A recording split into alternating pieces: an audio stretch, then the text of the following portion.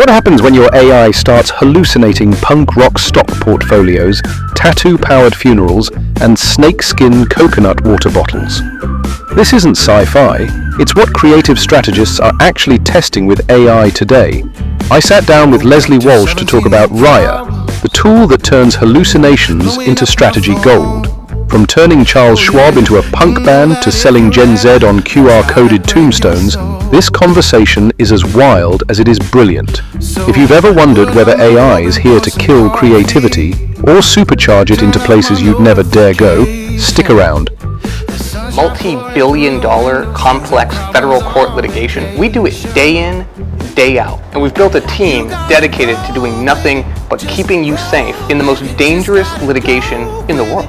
We're comfortable where everybody else is horribly uncomfortable. And with the litigation piece, we bring the compliance piece, right? That's what I'm adding. That's what my entire team is adding. We've built TCPA World only for you folks to help.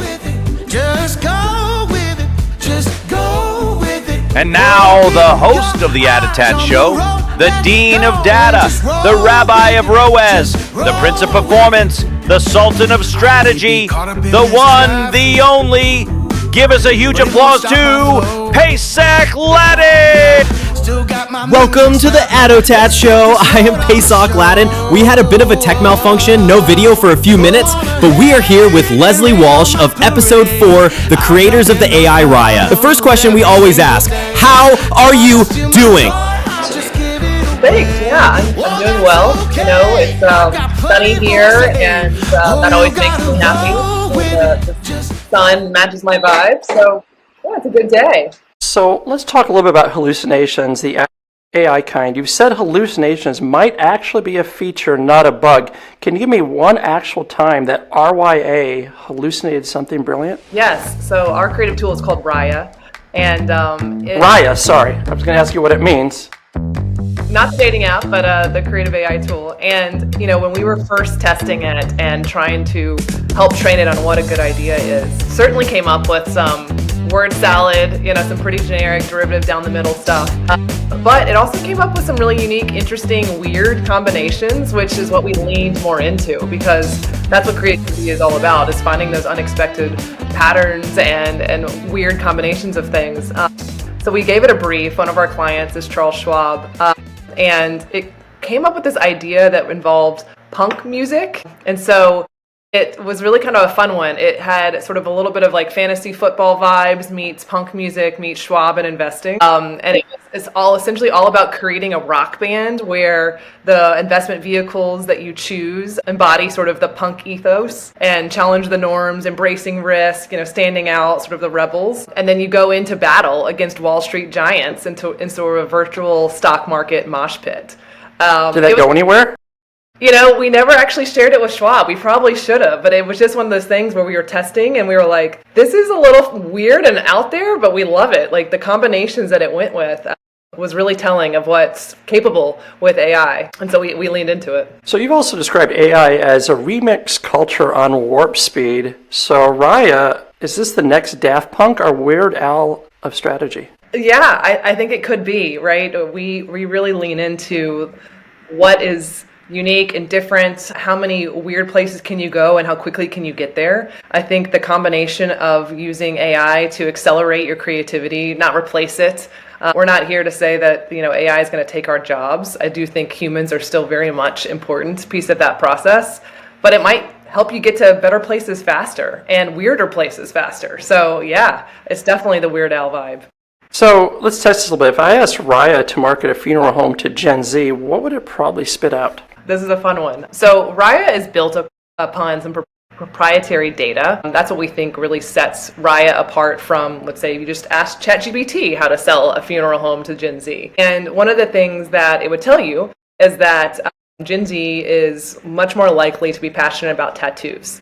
That's how they like to spend their time and money. They're into it. So there might be an interesting idea around tattoos. Perhaps, you know, tattoo as a digital memorial where, you know, after you're gone, your tattoo lives on to tell a story about you. You scan it and it, you know, unlocks a video of, that you create and tells your story so that like your legacy lives on in a digital art form that could be on your tombstone. That's the type of stuff that Raya might help you come up with, which is something that that the audience is passionate about, like tattoos, something maybe trendy and cool, a format like QR codes, and then put those together to help you sell a funeral home services that's like, work with us and we'll put art on your tombstone. So multiple choice time, what is Raya's true superpower? A, LSD for your brain. B, Google on a Red Bull bender. C, that weird strategy planner who says, let's make it a movement every meeting. Or D, all of the above. Definitely not C. I hope Ryan never says, let's make this a movement, but I would say a combination of A and B. Raya is LSD for your brain, powered by Google on a Red Bull binge. Raya really excels at wild and unexpected combinations, seeing patterns and things that you may not be able to find on your own, or maybe not as quickly on your own, but it can do it at the speed and the breadth that Google can, especially if it's on a caffeine high. So, do you ever visualize Raya? Is she a she or a he? She's a she. Are they a she? She's a she? She's a she. We all refer to her as a she. She was just naturally born that way to us. Spelled So right. if we look ahead 5 years, do you think clients will expect AI to be in every pitch deck, or will just be assumed like a decent Wi-Fi connection? It's a great question. I think right now it's definitely still a novelty, but we're not that far out from it being more of the norm. From what we've seen is that most of our clients, particularly in the enterprise space, see AI as sort of a compliance risk. And they want to get in on it, but they have to take a risk-averse approach and don't want to be reckless, So they're much more often using agencies to do that dirty work for them, or use tools like Raya, for instance, that comes with its own proprietary data. It doesn't depend on the client data at all, so it's safe for them to be able to use. It's also said that focusing output instead of caliber is like rating a movie based on runtime. Question, why are marketers still chasing quantity like it's a Black Friday sale on impressions? I think a lot of marketers are trapped in this old mindset where output volume is just treated like success. The more stuff, the more tonnage that we can get out there more efficiently, it's a win-win. And while AI obviously can help you automate a lot of things and create a lot more content faster, if that's what we're using it for, it becomes, a race to the bottom of who can make a banner ad faster and cheaper. And that's not a strategy. That is digital busy work, as you said. I think the opportunity is that AI can help you scale in terms of your imagination. It can take you to places that you never would have thought of on your own. And it can generate hundreds and thousands of ideas and help you remix and change and edit and just keep doing it endlessly. It's like a creative partner who never gets tired of you. It doesn't have an ego. It doesn't have a sort of feeling. So if you're like, that's a bad idea, just keep going. My AI, I think, has feelings. Yeah, I mean, at this point, it does. I think I've overtrained it to have feelings. But yeah, I think it's just, it's not a factory floor. It really is a creative engine that can help supercharge your thinking. So do you think this obsession with efficiency has just completely murdered creativity? Yeah, it can, especially right now where performance marketing is a lot easier to track and validate. Brand building kind of goes to the wayside. It's harder to pinpoint the success. And performance marketing is all about efficiency, which creativity kind of dies on the vine, which is unfortunate. But I think true marketers do know the value of creative and that it can sort of deliver on the bottom line. They just have to be willing to do more of that long-term tracking over time. So here's a fake stat. 83% of CMOs lie when they say that they care about creative impact. Is that true or false, and how do we break the cycle? I think it's true. I think most CMOs will want to say that they care about creative impact. Now, do they actually do it when the pressure is on? Maybe not, but I think they want to believe that they do. And I know it's hard. A lot of our clients are trying to constantly figure out ways that they can point to how this is helping move the business. And it's a tough job. I mean, I think the average tenure of a CMO is 18 months. So you're under the gun to really show the value of your work. And creativity sometimes just takes a little bit more of a longer stretch to prove, but it can be proven. In fact, James Herman came out with the case for creativity years ago, which had a lot of data points to help prove that creativity does drive the bottom line. Creative campaigns, delivered much bigger returns on investment than non-creatively awarded campaigns. And even if you look at the public sort of companies that have won in the Cannes Awards, which is coming up here soon, they consistently outperformed on the S&P 500 than when they had won than the years prior. There are some stats just big stats that show, and I think even big brands have found ways to track it.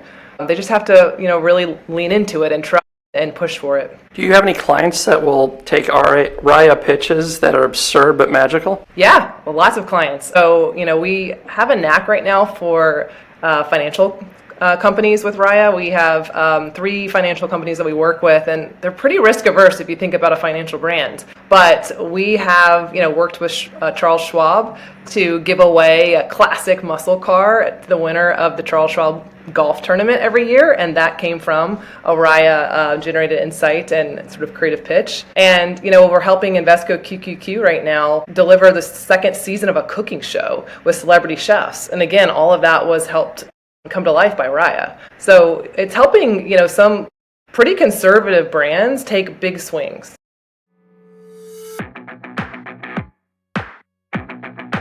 If last touch attribution worked, your waiter would take full credit for your meal. We make sure the chef gets credit too. Incremental.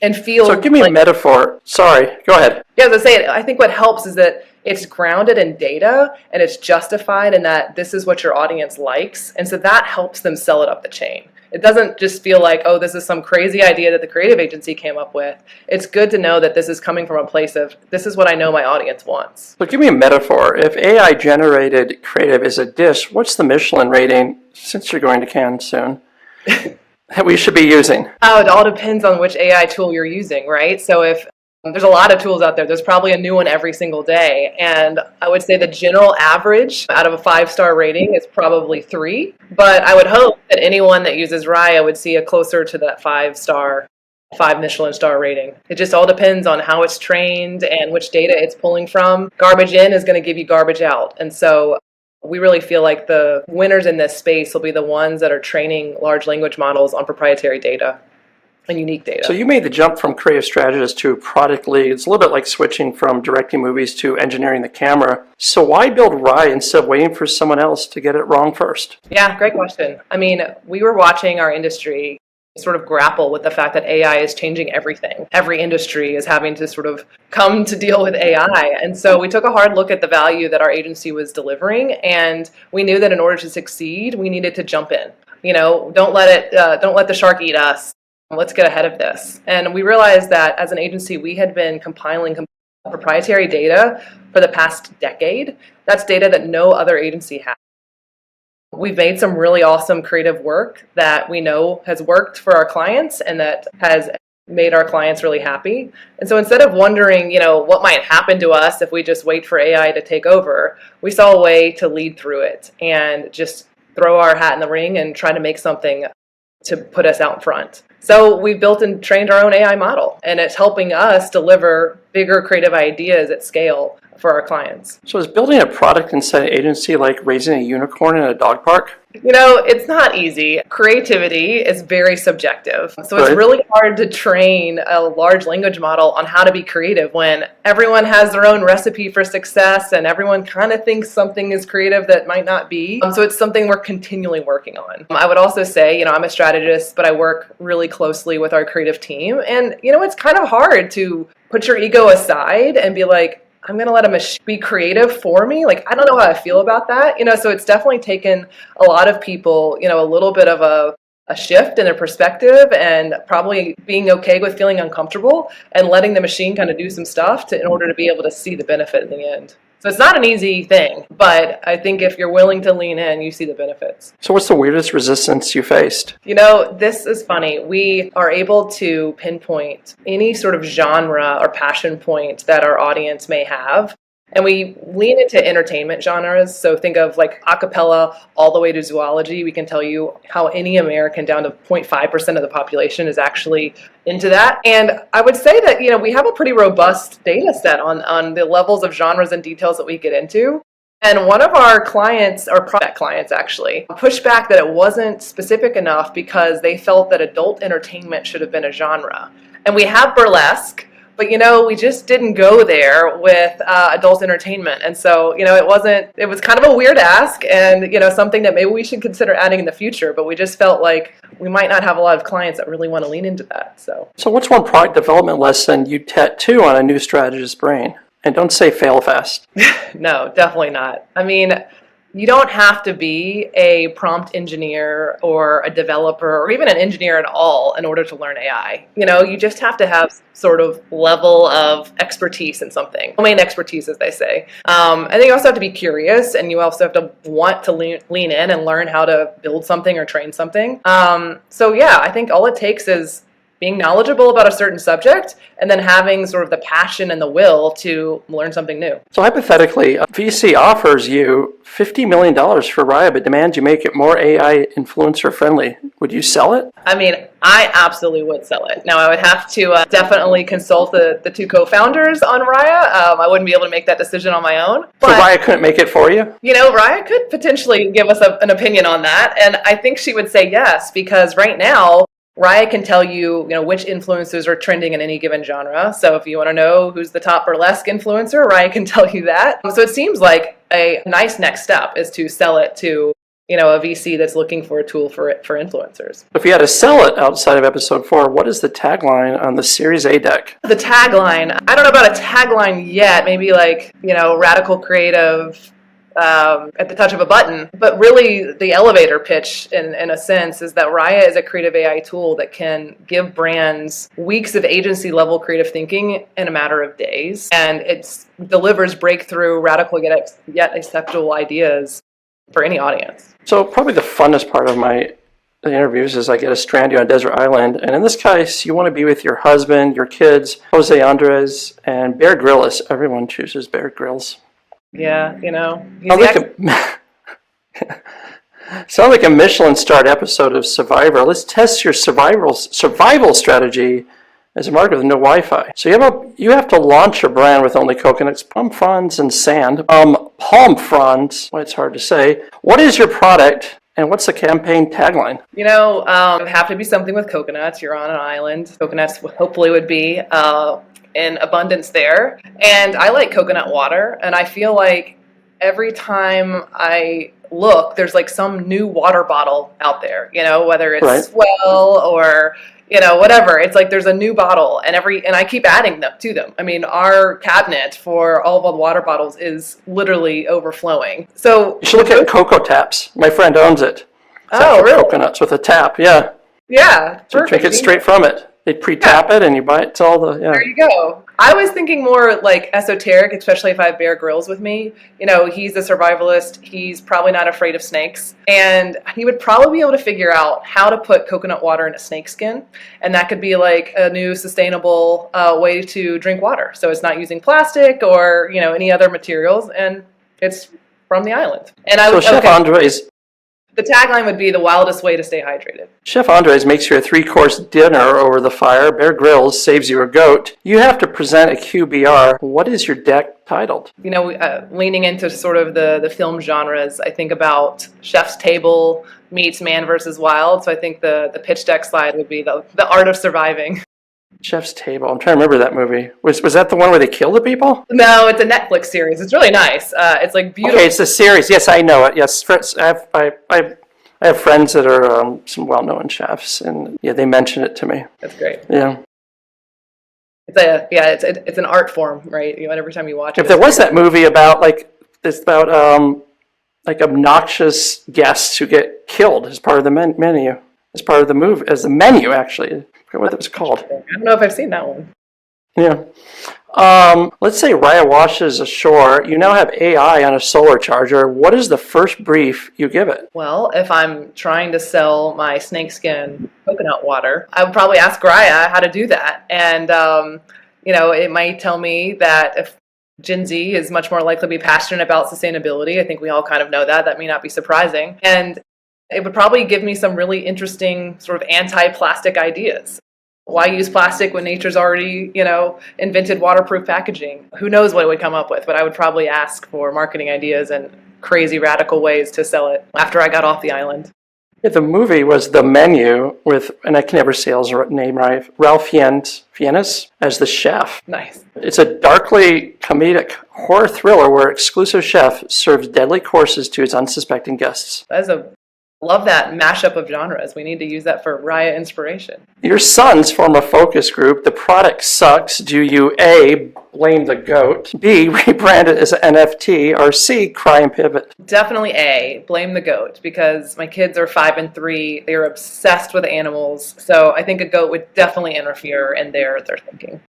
There's a video game called Goat Simulator. It's actually fun. I gave it to my kids, and they love it. It's basically Grand Theft Auto if it was family friendly, and it's goats. It's amazing. Give me a metaphor. Surviving the island is like launching what type of campaign? I don't think this is a performance campaign. I see it very much as a brand building campaign, a hit series maybe, to kind of take your horror theme, maybe some survival comedy, a little dark, but also funny, where we're stranded on an island. My family is forced to navigate how to live, and it's a true test of resilience, but we also have really interesting consultants at our side. We've got a world-class master chef, Jose Andres, and then, the guy who has probably mastered how to survive, Bear Grylls. It would be an interesting docuseries, I think, of just like what that would be like. So from no signal to full bars, let's talk about the signal you need to send as a leader and strategist. Strategy people are either poets with a pitch deck or cat herders with god complexes. You've worked under 3 Yodas. What's your flavor, however, the wordsmith, the connector, or the rebel? I'd say the connector. I think I've worked in a lot of different, let's say, types of strategy, whether brand strategy, digital strategy, SEO, connections planning, and I feel like the best strategists are the ones that can connect all the dots, find the unexpected sort of patterns. So I like being the connector. So who are your 3 mentors? I have 3 great mentors. One is my boss and head of the episode 4 agency I work for now, Mark Himmelsbach. He actually introduced me to digital strategy when I was first in my career. I didn't even know digital strategy was a thing, and he was able to, show me that was a whole new era of strategy that I didn't know existed. And taught me the ways of like being able to essentially turn my passion point, which was digital media and learning all things digital at the time, into a career path. So that was pretty awesome. Lee Michelin was another boss of mine at an agency I worked for called 360i, now Dentsu. And he was really great about I remember 360i. Yeah.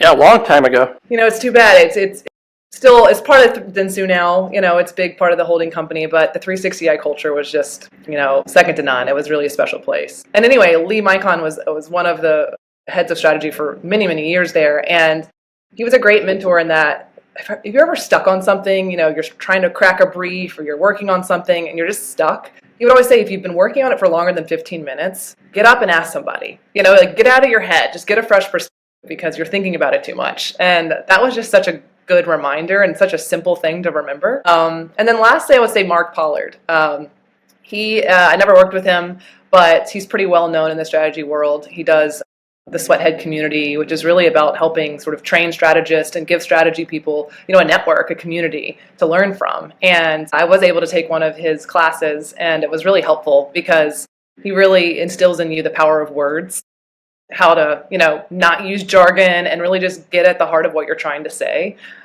because that's what it's all about. And so those 3 people have been really powerful, I think, in my life. They happen to be men, but, that's just the way it is. So strategy often gets romanticized. Truth is most of his organizing chaos. What is your dirtiest behind-the-scenes strategy confession? I don't know that I have a dirty confession. I will definitely say that, happy hours can get crazy, people, definitely let loose and lots comes out, but yeah, I don't know if I have any dirty confessions, at least that I feel comfortable sharing here. You said that words matter. What is a word or phrase in a deck that makes you want to set the entire thing on fire? Oh, gosh, there's so many buzzwords. Like empower is one.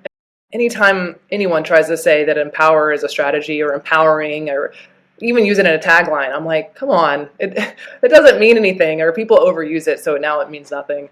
The other thing that I always roll my eyes at whenever we, get asked for a client is like, I want this to go viral. So the word viral also kind of drives me nuts. Pretend every strategist has to wear their point of view as a t-shirt. What would yours say? If there's a will, there's a way. You can expand on that? Or is that it? I just think that strategy is trying to convince people to do something, to act. And a lot of times you have to sort of fight for your point of view, and you have to have a perseverance about it. And so you have to have a will. If you don't have the will, then everything dies on the vine, and it's easy for, your recommendations to get pushed back, and then you just kind of let it happen. But if you have a, desire and a drive and a will, and you want to keep pushing, then you'll find a way. Have you ever had to translate creative to a client like you an interpreter for weird ideas? I would say that, I don't know about a translator. One of the keys of getting a client to accept some weird ideas is to help them feel like they're a part of it. If you make them feel like it's their idea, or that they help shape it or build it in some way, then they take ownership of it. And that really helps them want to sell it through, because they don't feel like it's, something that someone else is pitching to them. They feel like it's part of it came from them. So I would say the dark art of strategy is making clients feel like they came up with the idea themselves, or the answer. Well, hypothetical question. Strategy becomes completely automated. Planners are replaced with robots with trend dashboards. What is your job? Your next job? And you can't say podcast host. Yeah, I don't know if I'd be a great podcast host like you. I would say strategy right now, it's already, so much of it can be automated, right? You can let ChatGPT and all these others think strategically and do strategy tasks, but you're always going to need domain experts to keep them in check and help craft that final product. So I would say, if my job gets completely automated, then I'm just a product manager of strategy automation tools. I think leaning into being able to control the bots, control the agents, control whatever is the machine at large, humans are still really necessary for that. So now that I've dissected your brain, I would dissect your heart a little bit. You've been a weather obsessed, and I actually have never heard this word before, but I can guess what it means. Romanticy? Am I assuming that's like Diana, what is her name? Gabaldon. Yeah. Who's actually from Phoenix. Her parents were friends of my parents. Strangely enough. Yeah, when I was 16, I was at her first book launch. And I actually hate to tell you, I've never read one of her books. My wife has. But is that what romanticy is, kind of? It's basically like sci-fi and fantasy with a little romance thrown in. Okay. I've been really into the Fourth Wing series, Court of Thorns and Roses, Throne of Glass, Sarah J. Maas. There's a dime a dozen now. Hunger Games, if you think about that, that's romantic. I thought it was more like young adult, but I get, yeah. It is. It definitely see it. Yeah. Well, a lot of young adult is about, young love. Exactly. Twilight, I would put in that category.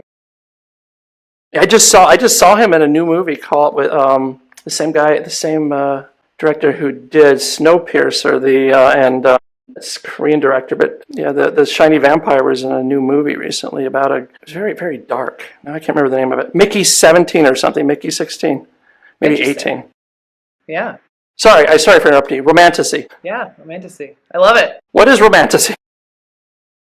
So you're a weather-obsessed romanticy nerd. I'm a chaos agent, and now a builder of wild ideas. What thread connects it all? Gosh, what thread connects it all? I don't know. I think just having a lot of sort of patience. Being a mom of toddlers, I've learned that being patient and picking your battles and not taking things so personally, it helps with the day-to-day. And I would say that applies to my job too.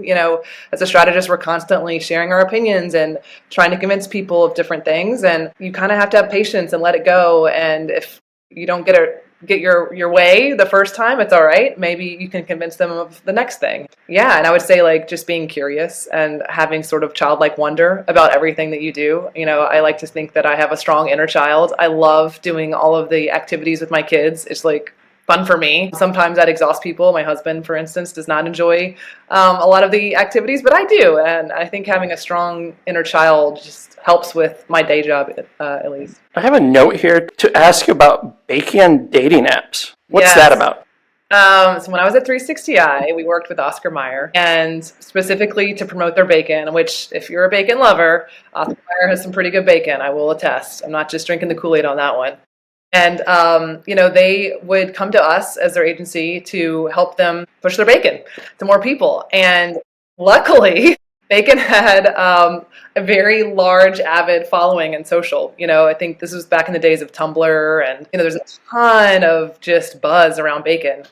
It was a very buzzworthy topic. And we leaned into that, just kind of doing wacky, weird things that would just get a lot of social traction and engage those sort of passionate communities. And so we built a bacon dating app because we wanted to connect bacon lovers with other lovers and actually have them connect over the type of bacon that they like. And, this was, 2015. The dating apps were definitely coming out. There was a lot on the market, but it wasn't like now where it's kind of like a new one every day.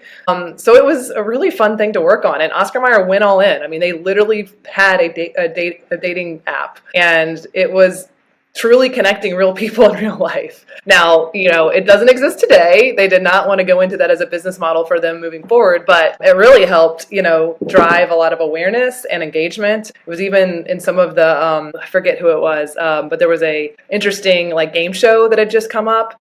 And Patrick Neil Harris's game show, I can't remember what it was called, but he used it as a question in his game show, which was amazing. So yeah, it was called Sizzle. And that was the question. It was like, do you know what the name of the bacon dating app is? And someone got it right. It was a really fun project to work on. Go back in a little bit in history. What did little Leslie think she'd be when she grew up?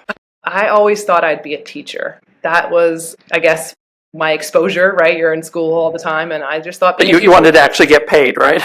Yeah, for sure, yeah. I didn't really know about money back then in terms of what people get paid, but yeah, I really respected, I think, my teachers and loved and thought that was a cool job. And I would say, looking at my career now, I'm not that far off. When I was first in the industry and, doing presentations and whatnot, one of my first bosses actually told me that my presentation style was a little teacher-like, which made me chuckle because I was like, well... I don't know if that's a good thing.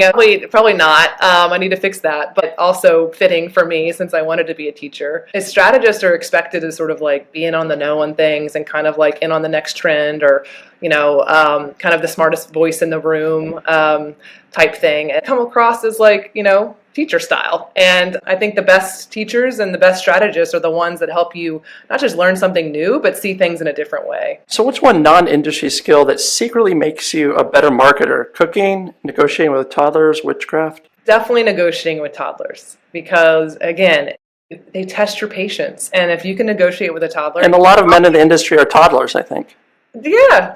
I mean, I wouldn't disagree with that. Yeah. So you really have to have a lot of patience in this industry, in any industry, really. So when did you realize you were good at moving people? I don't know that I think I'm good at moving people. I think I'm good at understanding people and empathizing with people. I think I really love trying to just understand how people tick. What makes them do the things they do or say the things they say? How might they be feeling? Really being able to put yourself in someone else's shoes is something that I enjoy doing and I strive to do. And I've done all of the personality quizzes, Myers-Briggs, whatever.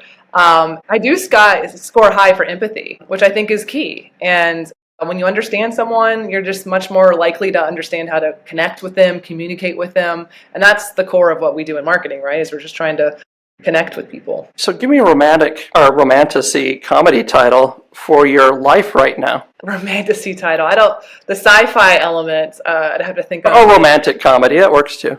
Definitely romantic comedy because I was living in New York and then during COVID moved back home for what we thought was going to be a slight 2-week, flatten the curve and then back to New York. Well, 2 kids later, still home. And where's that? In Memphis, Tennessee. And wow, Memphis. Yeah, and I'm living in the same house that I grew up in. You were born in Memphis? I was actually born in New Orleans, then moved to... You don't have a southern accent, so... Oh, I don't? It's funny because I feel like now that I've been back down south, it comes out. But yeah, I was... My mother's from Savannah, Tennessee, which is near the Pickwick Dam. Absolutely. We have a lake house in Pickwick, so I know it well. Okay, wow. Yeah, I hear there's good catfish. Mind you, I don't eat catfish. Great catfish, yes. But yeah, so I would say my rom-com title would be Failure to Launch is the Perfect Plan, because you could sort of make fun that I'm back in my childhood home and still living with my parents, so to speak, even though I'm in my own house. It's still kind of one big happy family. But it's actually kind of turned out the perfect way. So yeah, it's a interesting sort of life I'm living, but I can't imagine it any other way. So complete the sentence. I know I've had a good day when... When my husband and I can tag team the chaos and still smile at each other when my kids are laughing and are genuinely happy, and when my work feels like it mattered or it helped someone. At the end of the day, if my family feels good, if I feel good, and it feels like my work mattered in the world, it's a good day for me. And if the sun's shining, because I do love the sun. And last question, when your kids are older and they Google you, what's the one thing you hope they read and the one thing you pray they skip? Man, I am thankful that TikTok was not a thing when I was in college. Facebook was. I was in the era of, you could only access Facebook with a college email address, in which I had. So there's definitely some things on there, lots of probably images that I wouldn't love my kids to see, but nothing too incriminating. Back then, mostly all we did was post on each other's walls. And, so I would say hopefully there's nothing too bad out there for them to find. And then what I would want them to find is, maybe stories about me developing an awesome creative AI tool or making waves in the AI space. Because I have a feeling, or I think we all know, that this is going to be a huge piece of the future and something that our kids will grow up natively doing and understanding. And so it'd be kind of cool if they see their mom as being one of the first pioneers in this space, particularly in the marketing world. And yeah, it'd be cool. That was the hardest part of the show, is we forced everyone to dance to out. That's a wrap on today's episode.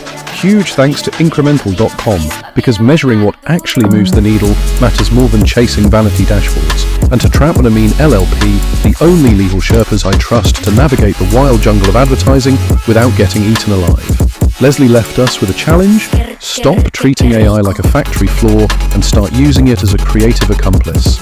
Whether it's punk rock portfolios, tattoo legacies, or snakeskin coconut water, the real magic is in embracing the weird, remixing faster, and leaning into data without killing imagination.